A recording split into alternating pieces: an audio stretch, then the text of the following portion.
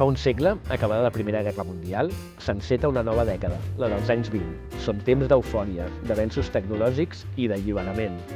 El disseny reflectia aquesta energia a través de noves línies geomètriques, amb la incorporació de materials nobles com ara les fustes exòtiques o nous materials com el plàstic, l'aparició dels electrodomèstics i la publicitat dirigida a una emergent classe mitjana que redefinirà també el paper de la roba, l'Art Déco, una manera d'entendre la modernitat.